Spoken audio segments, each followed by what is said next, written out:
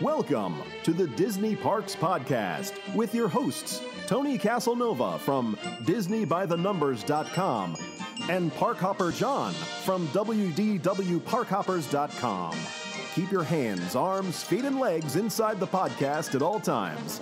And get ready for the Disney Parks Podcast. Have you ever come to Orlando and you're the person that has to make all the dining plans, all the fast passes, get all the tickets? Well, we have a service that can help you do this. This is the best service. They are themeparkconcierge.com. You can call them up at 407-257-9973. Tell them your plans. They'll send you a little profile, get some information about you and your traveling party, what you want to do, what you don't want to do. And then they can set up a custom plan for you. And they'll take you around the parks. They'll make the dining plans. They'll get the fast passes. They'll take you to Walt Disney World. They'll take you to Universal. They'll take you to Busch Gardens, to SeaWorld, to Legoland, to all of those places, and they will do all of the work for you.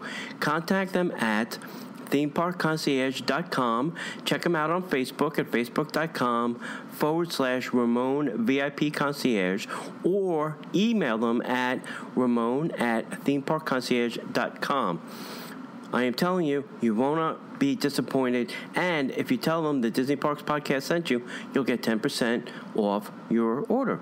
Well, hello, everybody, and welcome to the Disney Parks Podcast. We have a tremendous show for you. We have royalty. We literally have literal Disney royalty. Celebs, y'all. We got them. We're so excited. I'm so excited. They're my friends. We have a very unique couple joining us, Steve and Lisa Griswold. They are the real-life Griswolds. I'm not kidding. They've got the family Truckster. They do vacations. They've been to Wally World. They've come back and told the story. It's going to be amazing. They're bloggers. They're vacationers. And, of course, they're Disney fans. So we're going to talk to them tonight. Welcome to the show, Steve and Lisa. Well, thank you. We're happy to be here. Hey, thanks, John. Yeah. And thank you, Tony. So we'd like to ask everybody, how their Disney journey started. What became, how did you become Disney fans, and how did you get into the Disney world? I was like a skinny little. Was? Yeah, well, still, yeah. It was like a skinny little sixth grader, and I had a paper route, and I won a trip to Disney World. My parents let me get on a bus and go by myself, and I got like $100. Yeah, I got like $100, and I got to spend the day at Disney World, and then got back on the bus. And I got back on, and I spent like the whole $100 probably at the Magic Shop at the time. Got to have my way at the park, and then I got back on the bus, on the Greyhound bus, and came back home. So wow, that was, and this was in Sarasota, so it wasn't that far. It was like a 2 hour. Right? So it wasn't like I was just like going for.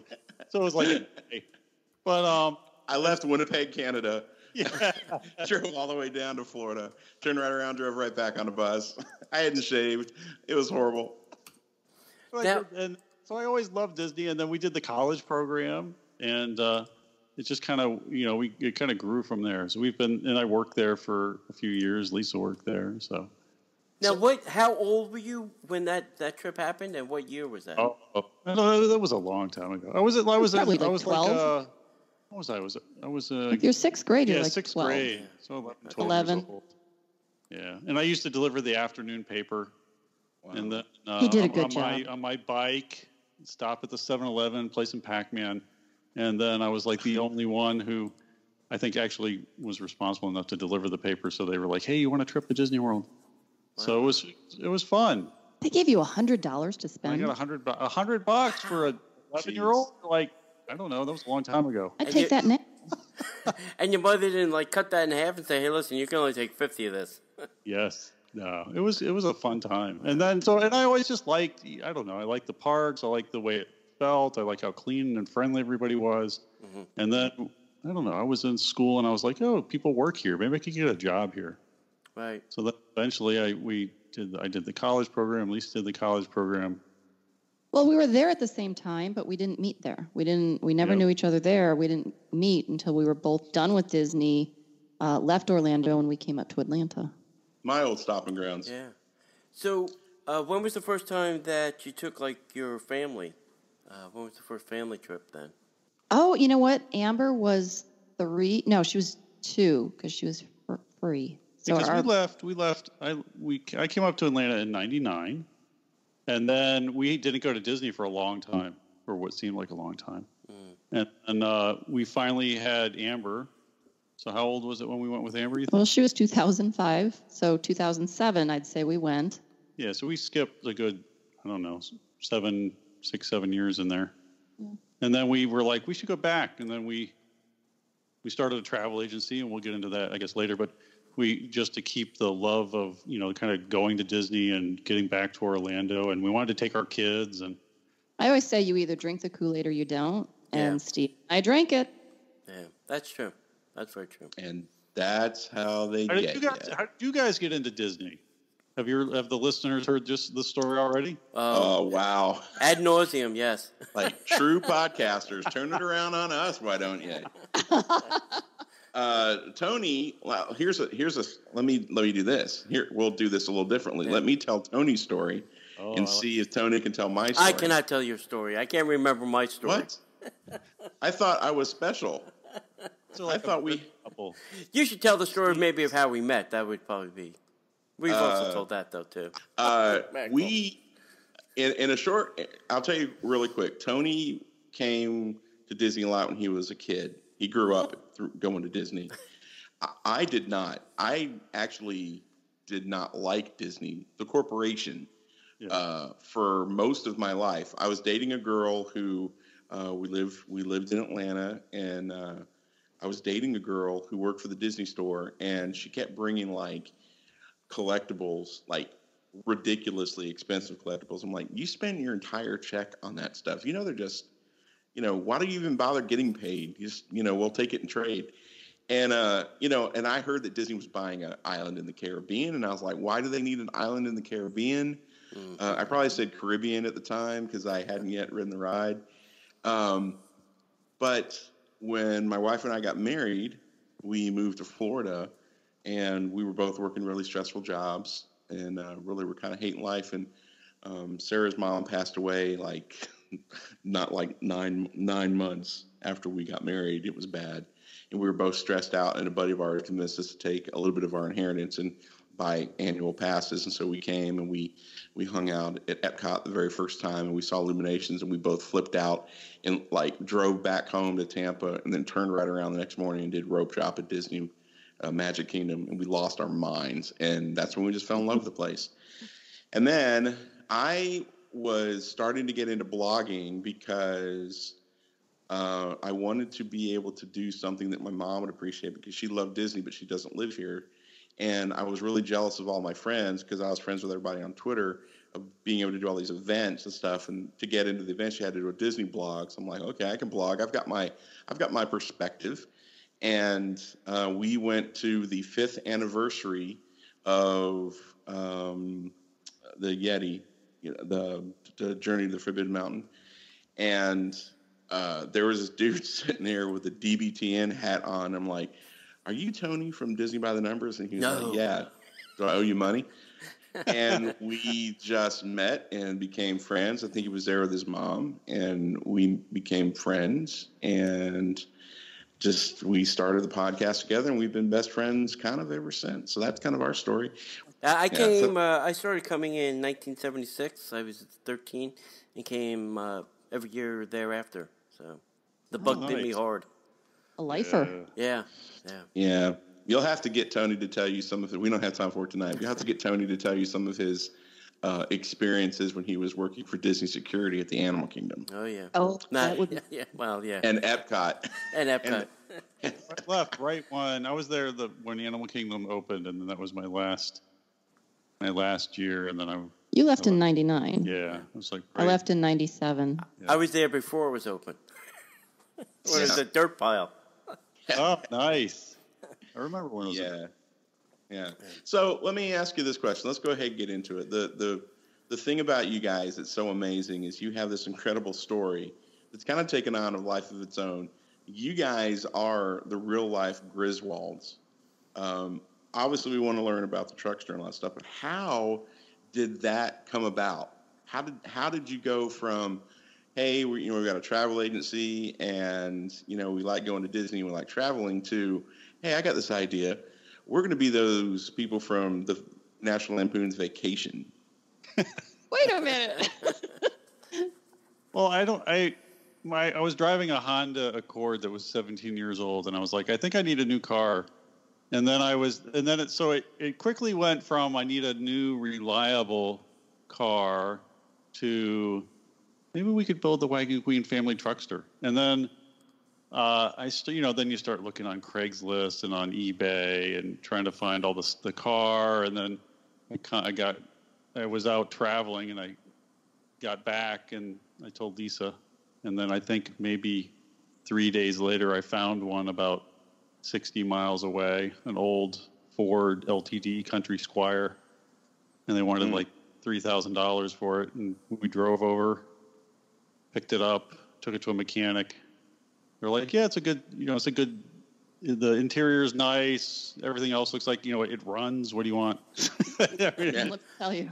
So we ended up buying it and then just started having some friends work on the restoration and changing it. Was supposed to be like a 2-month project? Yeah, it was supposed to be quick. And we bought the car, and the kids were in the back seat, and it's like driving a boat. It just kind of bounces around. And you just kind of point it in the general direction of where That's and awesome. it was falling apart, and it was blowing in the kids' eyes, so they were hiding under towels because it all just raining down because it had dry rotted. And so we took it to the shop, and it was like, yeah, it'll be just maybe 2 months, and then 6 months later, and about twice the estimate of what we thought. Twice? I think at least. It was like, it added up fast. This wasn't their usual project, and it's all custom stuff, and you'd have to wait for the trim to come in, and then the wood paneling, and all these things are special order, and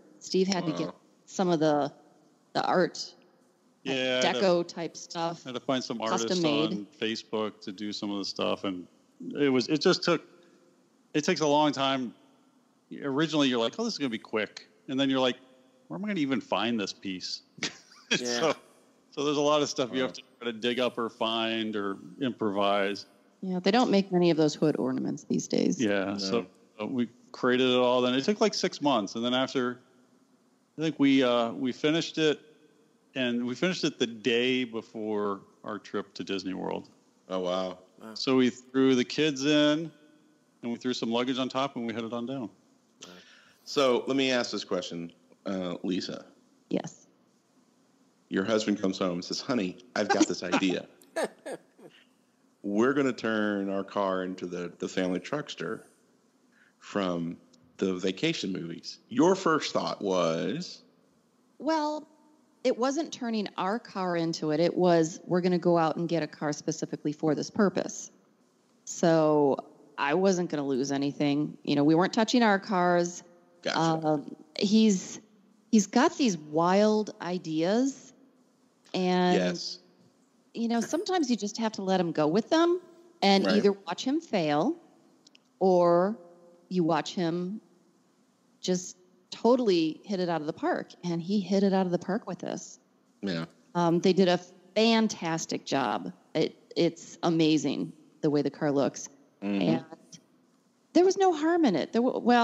Initially, the budget was like $5,000. I'm like, okay, we can do that. And, that got blown out of the water. I was nowhere near that for the station. So my initial thoughts were, it's fine, it's no big deal. It did turn into a big deal, and it really grew from there. Right. So now you have the car. How did it go to becoming like this thing? Because you guys were featured at Disney, and you've been on TV and, nationally, like national news and stuff. How did it go from that idea of let's get this car to what it's become? I think there were 2 trips that we did. Our initial trip was to Disney. You have to go to Disney. And a lot of people saw us on the way, and they tweeted about it. And by the time we arrived, we were at... That was Animal Kingdom? Yeah, we were at Animal Kingdom. Animal Kingdom Lodge. And we get a call from management saying that they wanted to do a piece on the car. And we had CNN call us, right? And then Disney.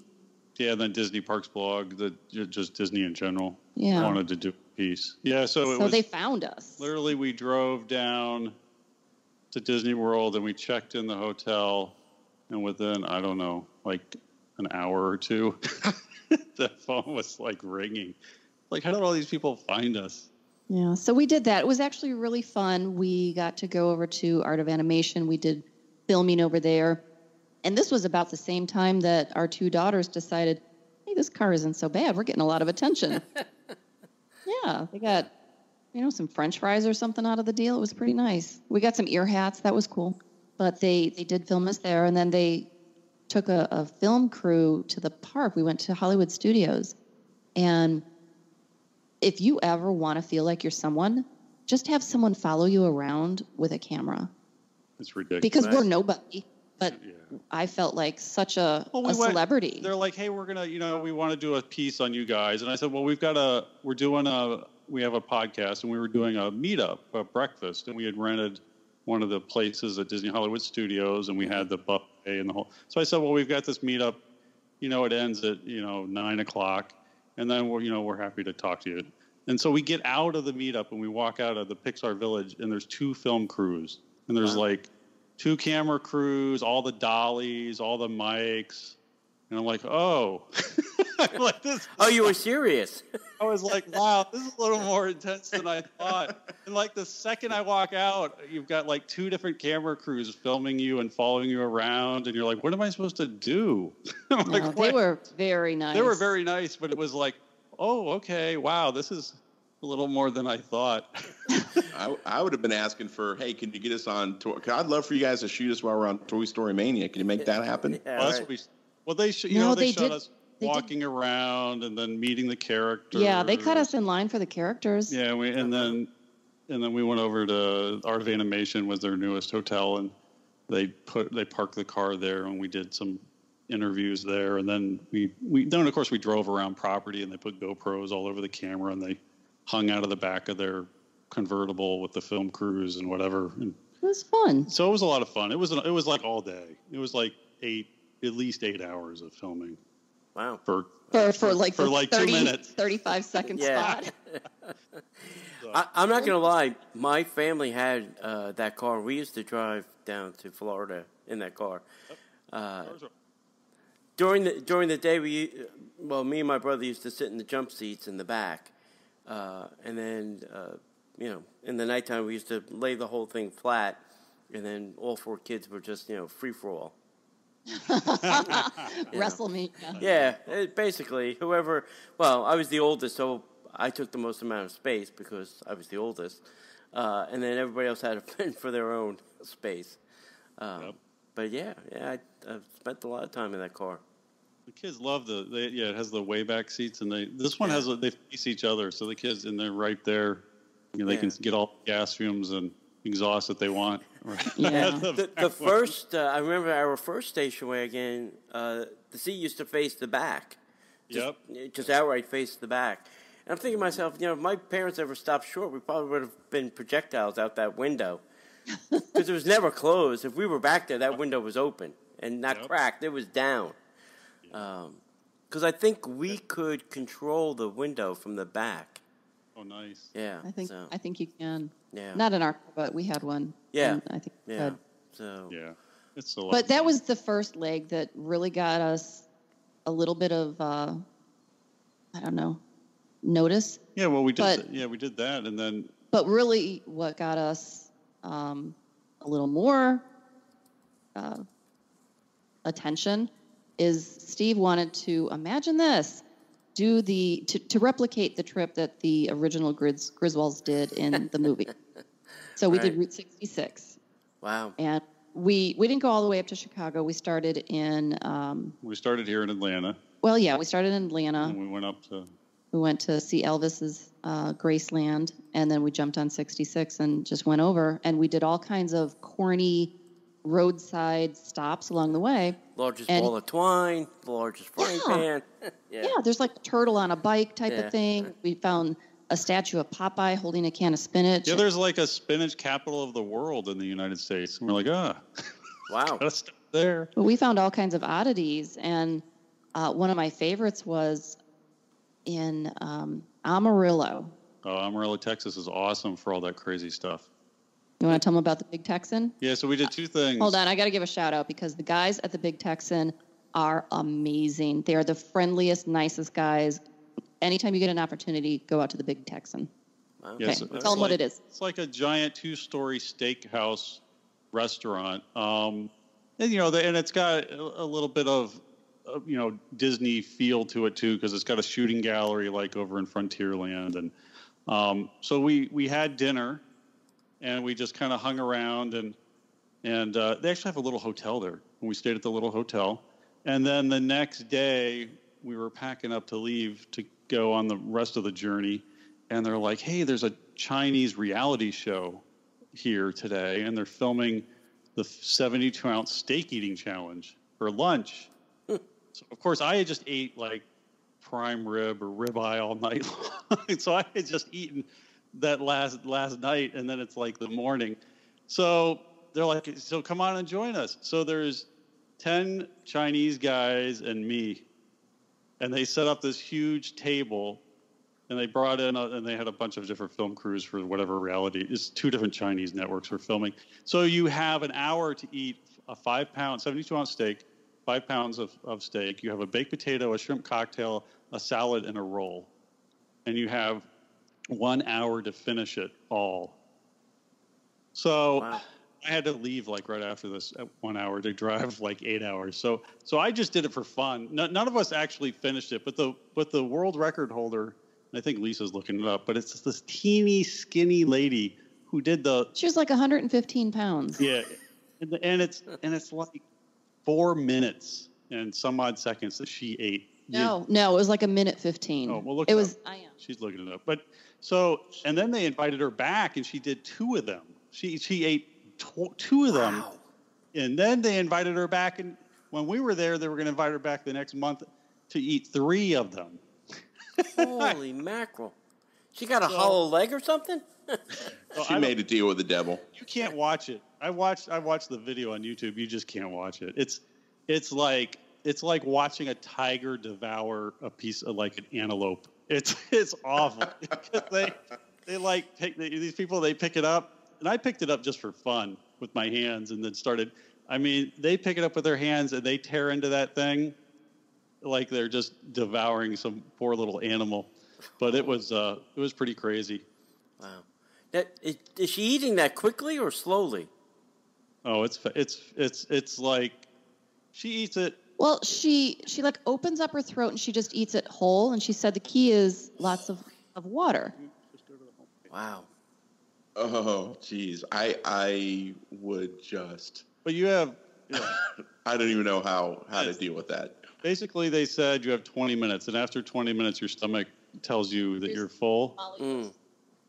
So if you don't do it in the first 20 minutes, that your odds of not being able to finish it are and then normally they don't have a giant table with 10 people, but they did that for this TV show. In the center of the actual restaurant itself, instead of where we were, they have a stage, and they have a countdown clock. And while we were there eating dinner that one night, 2 guys decided to do it, and you get up on stage and they bring the meal out, and it's right in the center of this giant restaurant, and then they, the clock is above them, right, and people cheering them on. But I can't. I don't even know how you would. It's a lot of meat. It's like they bring out a roast. It's a 5-pound roast. Yeah. And you're supposed to eat it. But it's funny, they got like the Boss Hog limousines out front with the antlers on them. They'll pick you up in a limousine and bring you over. And well, don't forget they have that maze in the back. They've got a really cool place. They got a lot of fun things to do, and it's on Route 66. And it's right by the Cadillac Ranch, which is maybe, 5 miles down the road, which is where they have like 10 Cadillacs stuck out in a cornfield. And then it's like some ever-changing art display where you get to go and spray paint them.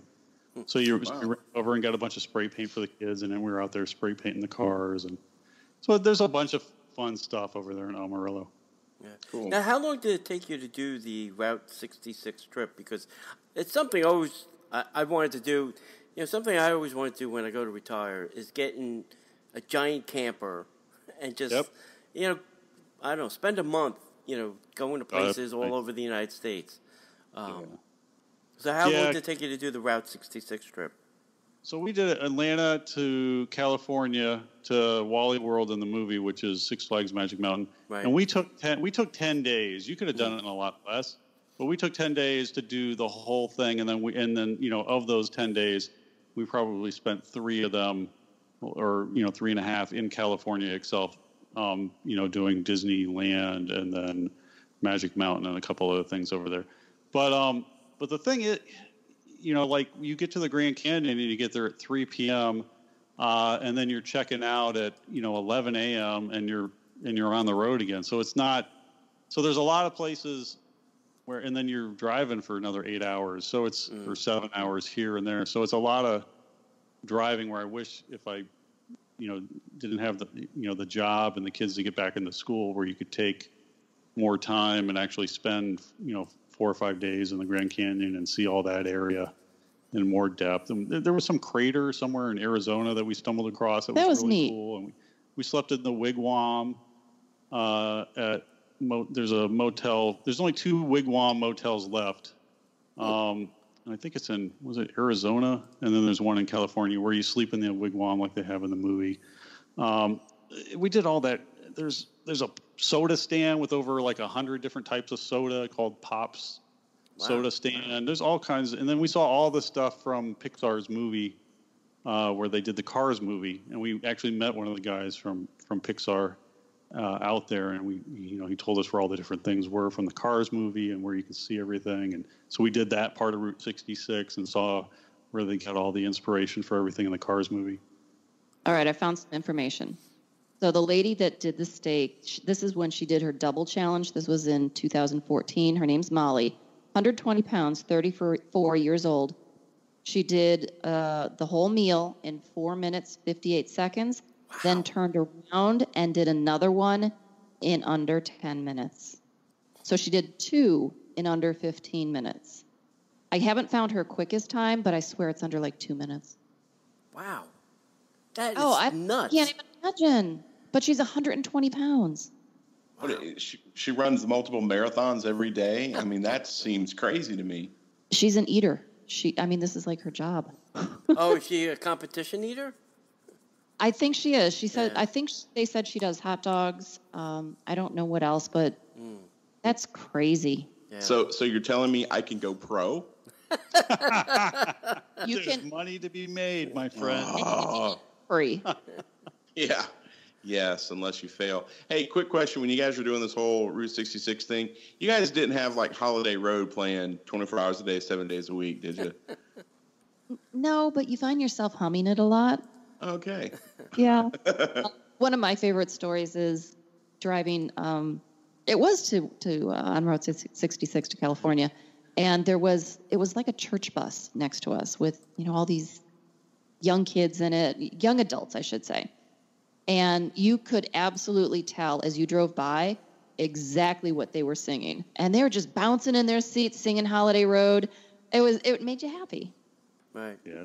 It was nice. A lot of fun. But yeah, and Tony, if you end up doing it, we saw a lot of Volkswagen, the old original Volkswagen Bug. Yeah. There was like convoys of them where the outsides of them they left all rusted and rustic, but then they had completely redone the insides of them. And, they were just going from place to place to place. So there's a lot of people that take these old campers and redo them, the old Volkswagen campers or the other ones and Airstreams, and they just go, across country. There's so much stuff to see, and kids see it. I mean, I don't know. You got to see all the different stuff in the desert and all the mountains and lots of different landscapes, lots of different places to stop and see stuff. It's pretty cool. It's on my list.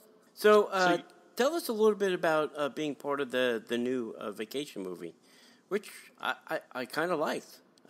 I thought it was going to be horrible, but it wasn't. You know, you're like, please don't screw up this thing I love so much. Please don't screw it up.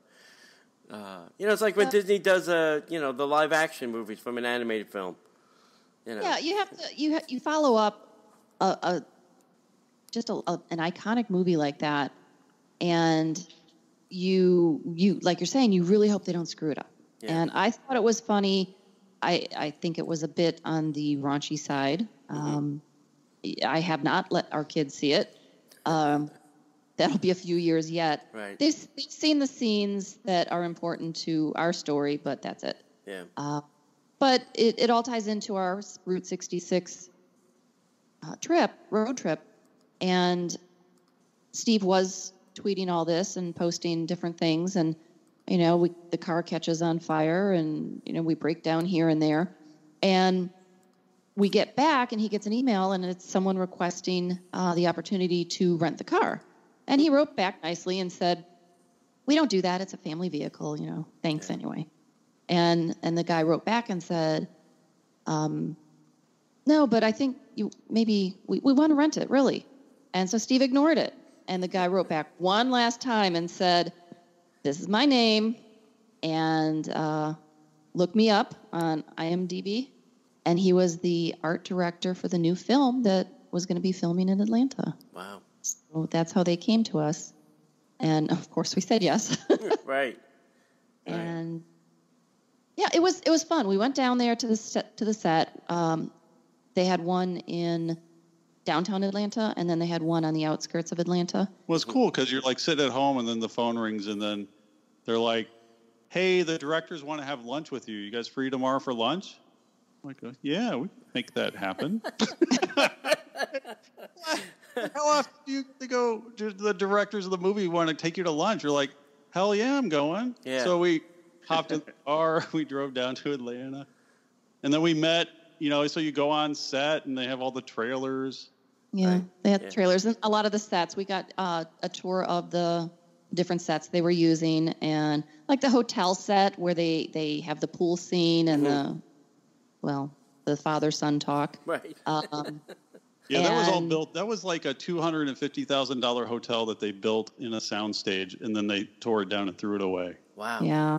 For that little scene, and then the wigwam thing was in the set next door that they were building too, and it was because they just would rather build the hotel and not have to deal with weather and people and whatever. They control everything. Yeah, so they just the whole fake 2-story hotel, vending machines, like a ton of stuff that you never even saw because it was not shot at that angle. I mean, there was so much detail. It was a hotel. There were old Tom vending machines and all kinds of stuff. It was a full-size hotel with only one room that was completed. And then they shoot it, and then they rip it all down. Well, it was neat because they did let us see the room, and it's with that nasty bathtub. Oh, yeah. Oh, We took the kids in there. Yeah, we took the kids in there and got a couple of pictures, and that was neat. It was disgusting. It was so disgusting. We took the kids to see. They saw the new Truckster, which is the I can't think of the name of it now. The Yukon of Albania thing. Mm. The Prancer. Prancer. Yeah. So Prancer. we had 5 of those, and wow. There's one of them with some graffiti on the side of it. If you remember the movie, there's like spray painted on the side of it. Mm-hmm. And so the guy goes, "Oh, and here's the car with a tree spray painted on the side." We had the girls because we have a 6-year-old and a 9 or 10-year-old. Right. Like, here's the car with a tree spray painted on the side. Did you get a chance to meet any of the main cast? Yeah, it was fun. We met some of them on set, and then they rented the car for 3 months for filming, and then they called us back up and they said, "Hey, we want to use the car to promote the movie for another 3 months." So they sent it over there, and then we got tickets to the premiere in Hollywood, and then we got tickets to the after party in Hollywood. So we flew over to California, and then we got so you see the movie in the giant theater with all the directors and the stars. You walk on the carpet, and they had black carpet, and they had the Truckster out on the carpet going into the movie, and then after the movie they built a Wally World So they had all Carnival rides. they had all the rides and food and carnival games and they stuff. had prizes. I mean, it was pretty cool. Yeah, we kind of closed that down until 2 a.m. or something. Yeah, they brought in fake grass and we got to and of course they sat in the car forever, and we had like a little photo album in there and stuff. So Lisa goes to talk to Christina Applegate, and she's like, "Oh yeah, I know Lisa." She's like, "Come on over." So wait, the Griswolds? So we got to hang out cool. and talk with her, and then we met Chevy Chase, and we met his daughter, and then we talked to Ed Helms, and we met Ed Helms' in-law. He was about to get married, so we met his in-laws and hung out with them.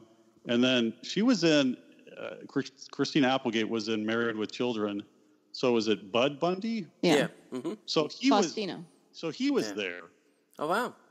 And so his cell phone had died, I guess. So his battery died. His battery died on his cell phone. So he's like, "Hey, can you take pictures of me and my girlfriend, and here's my number." So Lisa's taking them on her phone, and then sending them to his girlfriend's phone or something. So we talked to him for a while. It was crazy. It was like one of those experiences. Like you're like, okay, this is so bizarre. All right, I have to ask because I've always heard mixed stories of Chevy Chase, and maybe in his old age he's just mellowed out. But I heard that he can be a weenie to meet. Surly. Yeah. I don't know. Well, we talked. I mean, we were in a different atmosphere with him, so he seemed very nice. We talked to him. We talked about the original film. We talked about the new film, and he told us about how they came up with the idea for the original Truckster. And they said they tried to imagine the worst car possible, the ugliest car possible, and that's what they came up with. And he had his arm in a cast, so I don't know. He must have. It was in a sling. A sling or something. Must have hurt his arm, and we hung out with him for a while, and his daughter was nice. But we didn't get into any real. I don't think any real in depth. No, there were a lot of people that wanted to see. Yeah, there was a lot. It was pretty busy. Yeah. But he seemed nice. I mean, I didn't have any. I think it was him. I think there were two people. Steve Martin, I think, does it, and I heard Chevy Chase says when back in the day, it's probably in the 70s and 80s, when you met them, they would just give you a card that said you met Steve Martin or you met Chevy Chase. And that would be it. You wouldn't get an autograph or a picture. That's obviously. What John did when I met John at the Universal Halloween Horror Nights. He's like, "You met John. Here's my." Oh, that is so not true. Well, kind of. Okay, yeah, it's totally true. Yeah, I've got the card right here. There's no denying it. John, you cannot sell this card on eBay. Right. That's right. That is totally true. Not, but close. Okay, it's true. So I guess you didn't get a I met Chevy Chase card. I met Chevy Chase card. No. Yeah, you haven't lived until you got it. We had, that's cool. All autograph a part of the Truckster, like a piece of the wood paneling. So Chevy Chase and Christina Applegate at Helms and Beverly D'Angelo. Oh, wow, jeez, cool. So it was fun. You haven't lived until you got a card from Tony Caselnova, though. That's right. We're waiting. It's in the mail. Well, we can't have all our dreams fulfilled in 1 year, so that's true. You got to spread them out. Spread them out. That's right. Let's kind of move over a little bit and talk a little bit about, because you guys are also podcasters. So let's move a little bit away from the Truckster, although I'm sure there's so many more stories that we can save those for having you on the show another time. Tell us a little about your podcast, because you guys graciously had me on your show not too long ago. Tell us a little bit about what you guys do over in your corner of the podcastosphere. So we have, we do Mouse Chat, and it's mousechat.net.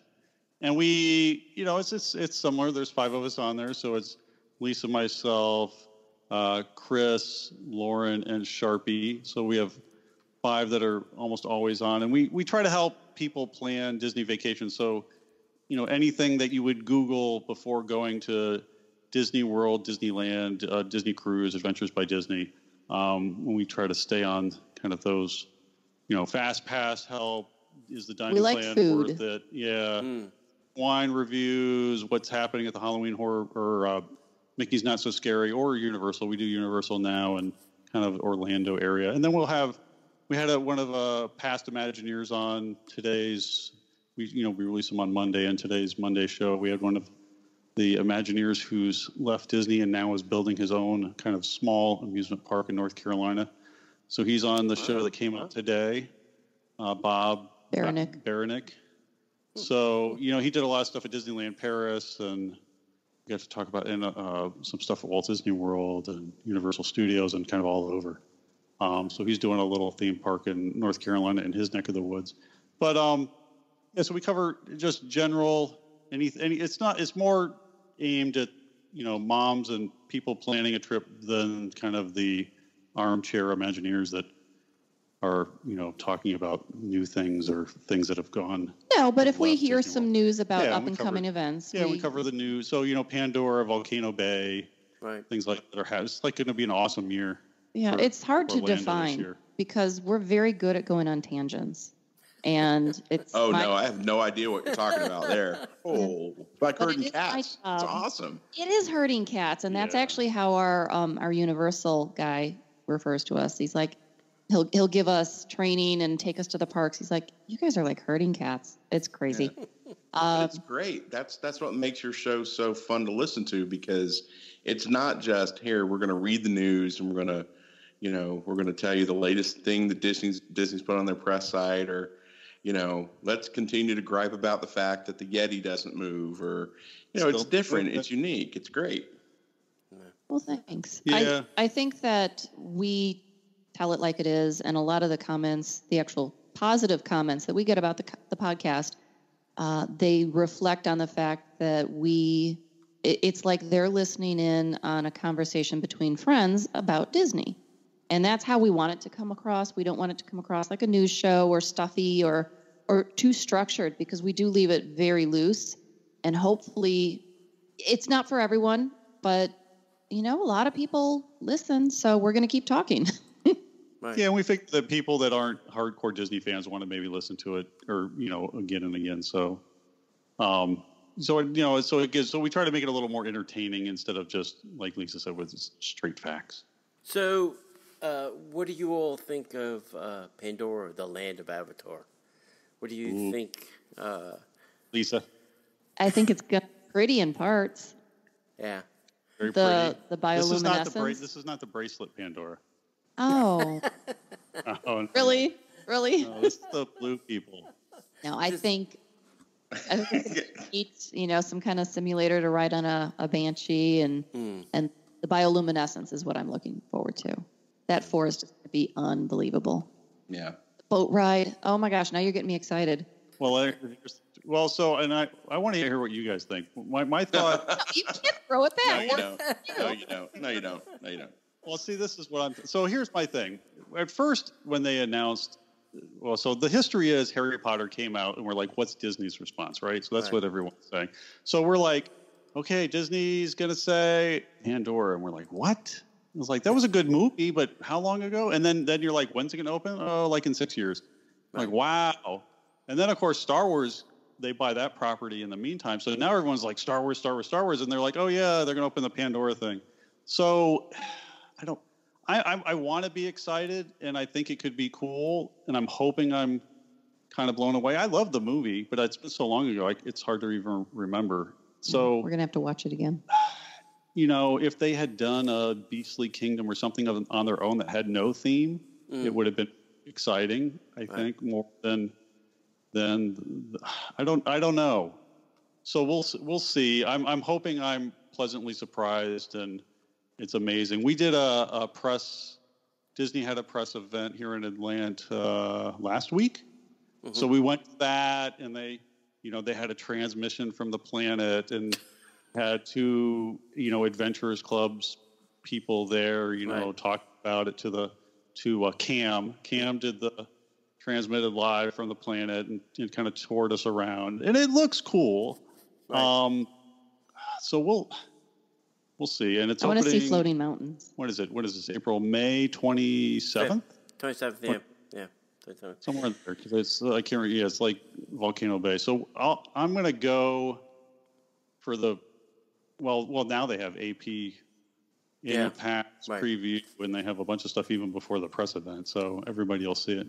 But it'll be interesting. But I have a feeling that you're not very excited. Is that what I'm getting? I'm not a big Avatar fan. The movie doesn't thrill me. The fact that they're making 3 more of them doesn't thrill me. The fact that they made a land doesn't thrill me. I'm more interested, I think, when I go there to see the 2 rides that they built that took them 7 years to build or 6 years to build, and the technology that has gone into these 2 things. I mean, essentially they built one show building, Banshee thing on top, Navi River on the bottom. So I'm interested to see how that is all going to work with queuing and how people are going to get in and out and things like that. I guess that goes back to when I was a 13-year-old kid and the first time I went to Disney World, I was like, how do they do all this? I'm still trying to figure out how do they do all this. Even though I've had many, many peeks behind the curtain, I'm still always interested in how are they doing that. I think the quick service restaurant will have some interesting items, and we'll see how long those last too. Because they tried to do that at Skipper Cantina, and now they're easing back on some of the crazy food they've had there, and now they're back to steaks, chicken, kind of food because everybody's like, what is that? Because you want something different, but then the majority of the people don't want something different, and then they have to dumb it down, and then you get disappointed. And you're like, oh, it's the same thing. Yeah, I know. So you got to get it in the beginning and then see if it's. But yeah, I know what you're saying, and we like Skipper Canteen. They still have a few unique things. Yeah, they got a couple things. But if you're looking for a burger, steak, or chicken, they still have those now too, or pasta. That's the 4 things Disney puts on every menu: a pasta, a chicken, a steak, and a burger. And nuggets for the kids. And nuggets for the kids. Mac and cheese. Yep. But the mac and cheese is blue. Hey, that's awesome. So I want it to be successful because I'm a Disney fan. Yep. But the problem is I've been to the Wizarding World of Harry Potter and I've been to Diagon Alley. So I'm a little jaded. It's amazing. And I was with a group of I'll say it this way. I was with a group of travel professionals working in a consultancy role, and we were on the bus. We had just seen the construction. We were back in the construction zone. They wouldn't allow us to take pictures, and they took us into the little construction building, and we saw the very model had just returned from D23. And so they had the model set up, and we were looking at it, and that's when we discovered there's only 2 rides. There's a quick service. There's a lounge area. There's a gift shop. And that's about it. And I was not very happy because it's like we've waited this long for this. I was a little disappointed. Now, that being said, the floating mountains are incredible. Do they float? No, they're steel. Yeah. That's what. They've hidden the truss inside. We watched them being built. It's just they've hidden the truss inside of it. They look like they're floating. It's a great effect. Great illusion. But the thing is, I'm sitting on the bus and I had just come back from my preview event of Diagon Alley, so that tells you about the time frame. And somebody was sitting there, was like, "Oh my gosh, that's the greatest thing I've ever seen." I mean, Universal's really going to have their hands full when this opens. I think this is probably going to be, what takes down Harry Potter. And I came unglued. And I'm like, have you been to Diagon Alley? Oh no, I would never go there. I'm like, you're a moron. Yeah, the people that are Disney fans that will not go outside of Disney, which I don't understand. Sure. And I'm like, how can you look at what you've just seen even with a closed mindset and say that? And granted, it's going to be amazing. I'm very grateful that Disney's doing the pass order thing because I don't think for the next year I'll be able to get in to see it as a normal fan. We still can't get into Toy Story Mania, and that's been 6 years. That's true. But I'm really, honestly, I'm a little disappointed because, Beastly Kingdom has. Yeah. When I say the words Beastly Kingdom, my heart starts beating. Mm-hmm. When I say the words Pandora, the World of Avatar, I'm like, oh, that's great. That's a great intellectual property. I'll be way more excited with Star Wars.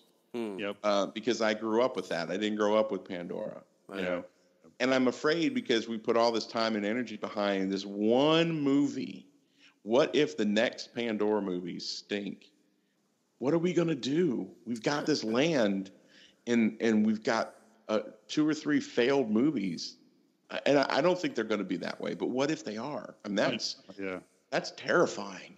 So that's kind of where I'm at on it. So I'm the negative guy, and I don't mean to be, but, you know, I'm going in hopeful, and I have very low expectations. So I'm going to probably enjoy it.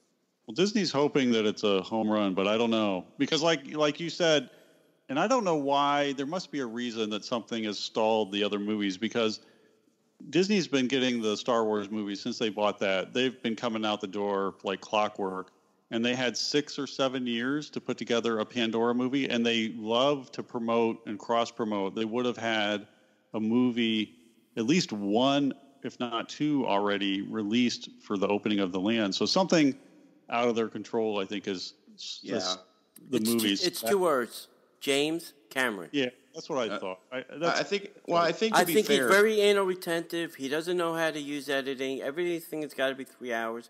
And I think the other problem is they're shooting all 3 of these at the same time, which has got to complicate a shooting schedule. It can't be easy. I mean, that's what I'm hearing on the internet, so it must be true. I don't know. I'm hoping it's amazing, but Diagon Alley is very hard to beat, and every time they open something at Universal Studios, it just blows me away. It's hard to believe that they've come so far from when they first opened that park, and the theming and everything they do now is at least up to Disney standards or better, I think, in some of those rides. Right. Tell us a little bit about, changing subjects yet again, as we wind down a little bit, tell us about your company, Pixie Vacations. Well, we are a travel agency. We just hit our 7-year anniversary. Wow. And we've been going strong, which is great.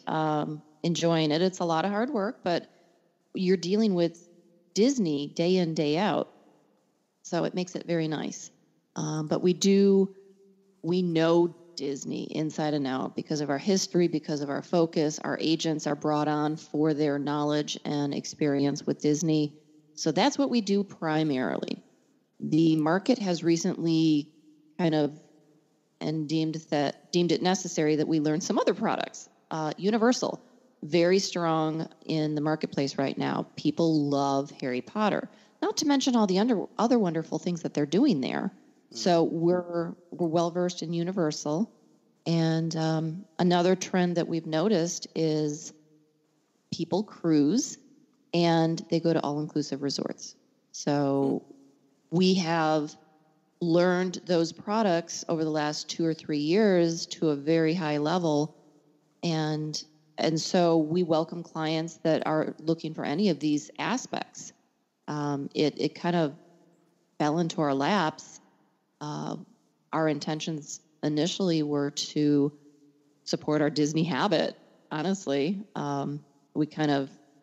It came to us on a Disney cruise, and we could do a cruise every year if we sold a couple of vacations, and that was our hope. And it has definitely grown since then, which is great, just not our initial intentions. The all-inclusive vacation intrigues me too. I'll have to maybe call you about that. Well, please do. Yeah. Right now, sandals seems to be our number one, and then beaches for the families.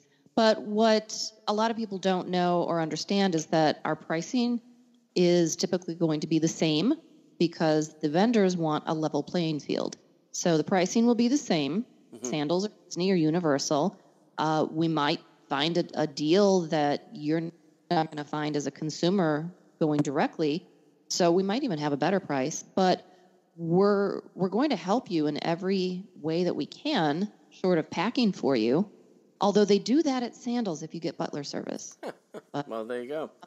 Yeah, but we don't charge for our services. And that doesn't mean you can book directly, call us to do all your planning. We help you when you actually book with us. This is our job. This is how we earn money. And so we're not going to get paid unless we tell or show the supplier that we helped you and they booked with us. So if you want to use our services, please do, but do the actual booking with us so we get the credit. That'd be great. Good Yeah, tips. not only that, when you use a travel planner, if something goes wrong at Disney, as much as I love the Disney organization, you don't want to be the person making the phone calls trying to figure out what went wrong and trying to get that solved, because it's at that level, you literally are just, the customer, one of many. When a Disney authorized vacation planner calls, they have numbers that you don't have access to, and they can start moving balls much faster. And, when you're standing there and you have no idea why they can't find your reservation, if you make one phone call to your travel planner and they can get that thing sorted out, maybe over a lunch or, within a few minutes, dude, that right there is the biggest selling point about using the travel planner. And that's the value of what you guys bring to the table. Well, we're going to go to bat for you. We're going to do our best to fix any problems that you have. We want the client to be happy and we want them to come back. We're going to do our best to make that vacation experience the best it possibly can be. And then we want you to go out and tell your friends, this was fantastic. We ran into this roadblock, called our agent, they fixed it, and you need to use them anytime you book. And, we have the relationships with the different vendors. They want to build that relationship, and it's a back and forth. We bring more business. They help us out. It's not to say that we can resolve every problem that is presented to us. There are some problems that are presented that true and founded, but there are some that, no, you can't really complain about that. So if you want us to fix a certain something that really, we can't control the weather. So please don't complain and ask for a complete refund in Orlando when it rains on Disney World. I can't help you as much as I'd love to. Your insurance is not going to cover it. I can't help you. I can't. Yeah. Is that a legitimate thing? Has somebody done that? Oh, I can Yes. imagine. Yeah. Yes. Yeah, I would think people do. People are crazy. Cray. There are stories to be told. And a lot of it is people don't understand. And, it's great that you're asking because I can kind of put it out there. I've got close friends that thought that we charged. And they're like, I'm not going to use you. I'm not going to pay more money for something that I can just do myself. I'm like, why do it yourself when we'll do it for you for free? So I can't imagine why you wouldn't. Some people Absolutely. are freaks. They want that Control.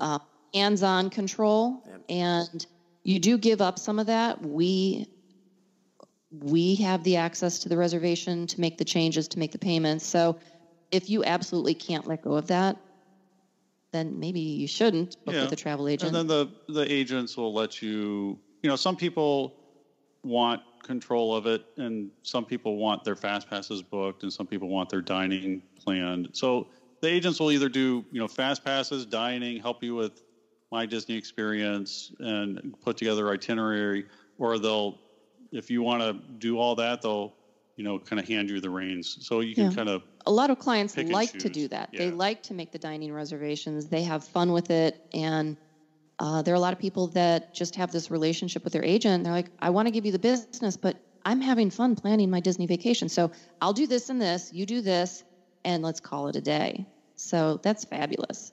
So tell everybody where they can find you, whether it's booking a vacation or maybe checking out the Family Truckster. Okay, so we are at pixievacations.com, so you can go there and request a quote from us. And this could be Disney World, Disneyland, Disney Cruise. Oh my gosh, Disney Cruise is so awesome. Disney's Aulani, and Adventures by Disney, which not a lot of people know what that's about. It's a fun product. And so you can do that. You can write to info@pixievacations.com.